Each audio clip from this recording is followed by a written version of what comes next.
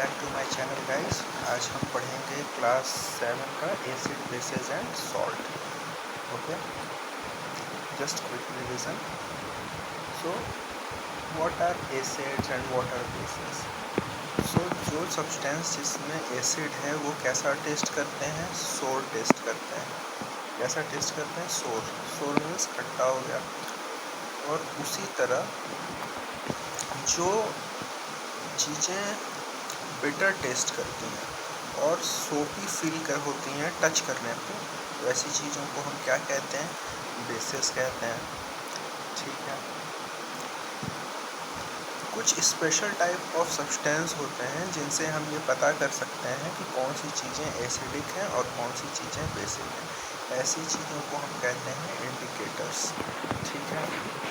जो इंडिकेटर होते हैं वो अपना कलर चेंज कर लेते हैं जब भी हम when added to a solution containing an acid or basic substance। तो अब नेचुरली ऑकरिंग इंडिकेटर्स कौन कौन से हैं?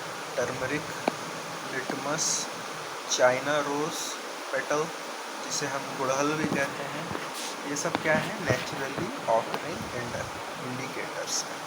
ठीक है। तो अब हमें ये पता करना है, पता चल गया कि एसिड क्या होते हैं और बेस क्या होते हैं। अब हम ये जानते हैं कौन सा एसिड नेचुरली कहाँ पे मिलता है और कौन से बेसेस कहाँ पे मिलते हैं। तो जो हमारा विनेगर होता है, ठीक है, विनेगर में होता है एसिटिक एसिड, इसे सीरा कहते हैं। जो चींटियाँ काट लेती हैं उसमें होता है फॉर्मिक एसिड। साइट्रस फ्रूट्स जो होते हैं जैसे ऑरेंज, लेमन्स, उसमें साइट्रिक एसिड होता है। उसी तरह साइट्रस फ्रूट्स में एक और एसिड होता है जिसको बोलते हैं एस्कॉर्बिक एसिड। इसे ही विटामिन सी भी हम कह देते हैं। दही में होता है लैक्टिक एसिड और स्पिनच यानी साग में होता है ऑक्सैलिक एसिड।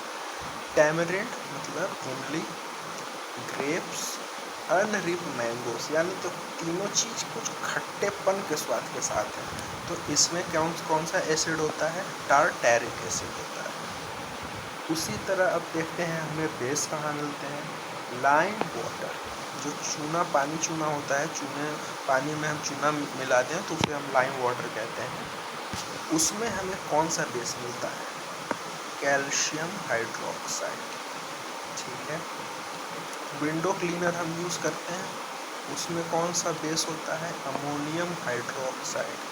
साबुन में होता है या तो सोडियम हाइड्रोक्साइड या तो पोटेशियम हाइड्रोक्साइड। और मिल्क ऑफ मैग्नीशिया में होता है मैग्नीशियम हाइड्रोक्साइड। तो सारे बेस में एक चीज़ कॉमन है और वो है हाइड्रोक्साइड। आगे देखते हैं क्या इससे कुछ हम नतीजे पे पहुंच सकते हैं क्या। ठीक। अब हमने जैसे पढ़ा था नेचुरल इंडिकेटर्स के बारे में, ठीक है। तो सबसे पहला नेचुरल इंडिकेटर होता है लिटमस। इसे हम नेचुरल डाई भी बोलते हैं। ठीक है। ये हम एक्सट्रैक्ट करते हैं लिचेंस प्लांट से। ठीक है। डिस्टिल्ड वाटर में इसके पास एक मॉव कलर के फॉर्म में होता है, पर्पल कलर जिसे कहते हैं। जब हम लिटमस को एक एसिडिक सॉल्यूशन में डालते हैं तो वो रेड कलर का हो जाता है। ठीक है। और जब हम इसको बेसिक सॉल्यूशन में डालते हैं तब इसका कलर ब्लू हो जाता है। ठीक है।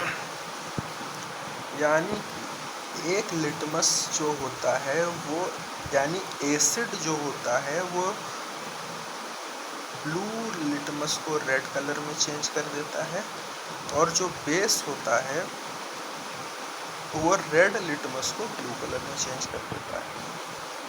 ठीक है।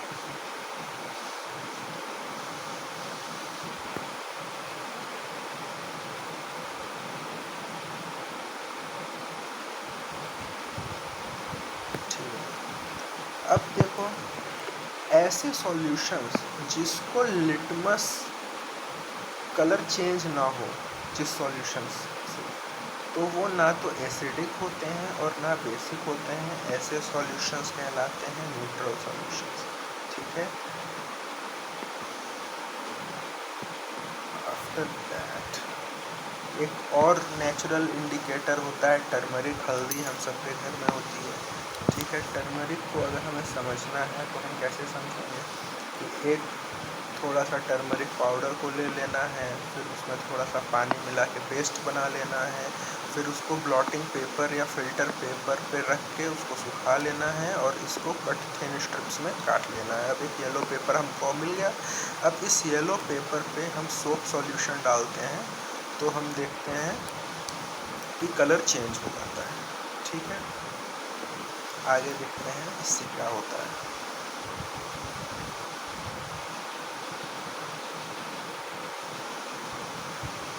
देखिए यहाँ पे कि टर्मरिक पेस्ट लिया, अभी सोप सॉल्यूशन से हम इस पर लिख रहे हैं तो कलर क्या हो रहा है, चेंज हो जा रहा है। तो सोप सॉल्यूशन हमारे पास कैसा नेचर होता है इनका, बेसिक, राइट। फिर आता है China rose as indicator. China rose भी क्या होता है, इंडिकेटर का काम करता है। फिर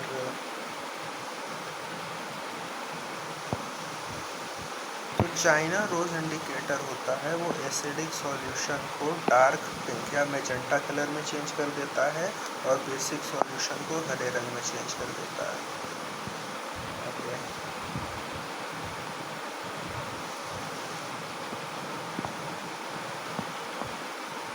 हमें जैसे पता है कि एसिड जो होता है वो ब्लू लिटमस को रेड और बेस जो है वो रेड लिटमस को ब्लू। ए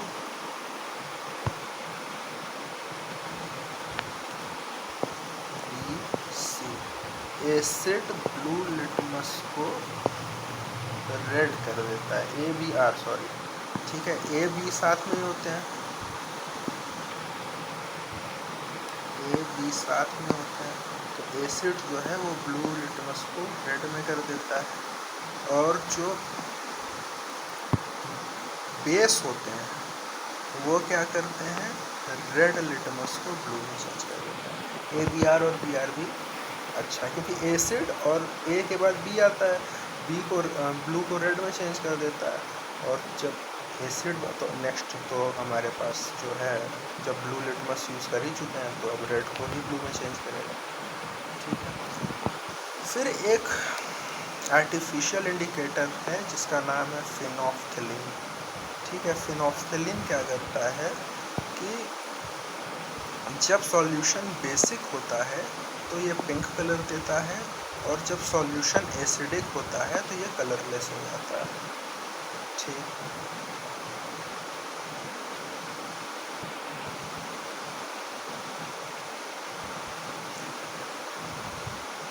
अब के न्यूट्रलाइजेशन रिएक्शन में क्या होता है, जब हम एसिड और बेस को मिक्स करते हैं तो हमें सॉल्ट मिलता है, ठीक है। तो सॉल्ट है वो एसिडिक भी हो सकता है, बेसिक भी हो सकता है और न्यूट्रल भी हो सकता है। The reaction between an acid and a base is known as neutralisation. Salt and water are produced in this process with the evolution of heat, ठीक है। यानी कि एसिड और बेस में होने वाले रिएक्शन को न्यूट्रलाइजेशन कहते हैं और इस रिएक्शन में हमें नमक और पानी मिलता है with the evolution of heat, और इसमें गर्मी भी लिबरेट होती है, ओके। अब देखते हैं न्यूट्रलाइजेशन इन एवरीडे लाइफ। तो इंडाइजेशन, जैसे कि हमारे पेट में हाइड्रोक्लोरिक एसिड होता है, अब खाना ज़्यादा खा लिए, हाइड्रोक्लोरिक एसिड ज़्यादा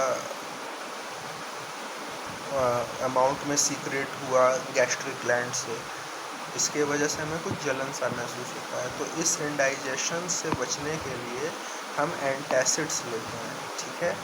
जैसे मिल्क ऑफ मैग्नीशिया, जिसमें कि मैग्नीशियम हाइड्रोक्साइड होता है, जो कि क्या होता है, बेस ही तो होता है।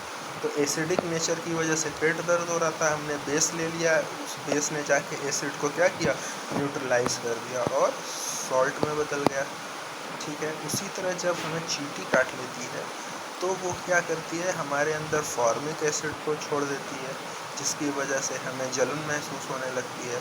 तो हम इसको क्या कर सकते हैं, कैसे ठीक कर सकते हैं, क्योंकि एसिड ही हमारे बॉडी में गया है, तो हम क्या करेंगे कि मॉइस्ट बेकिंग सोडा से उस जगह पे थोड़ा सा लगा लेंगे, या फिर वो मॉइस्ट बेकिंग सोडा होगा जिसे हम कहते हैं सोडियम हाइड्रोजन कार्बोनेट, या फिर अगर मॉइस्ट बेकिंग सोडा नहीं है तो कैलामाइन सॉल्यूशन ले लेते हैं, और कैलामाइन सॉल्यूशन में कुछ नहीं होता है, जिंक कार्बोनेट्स होता है।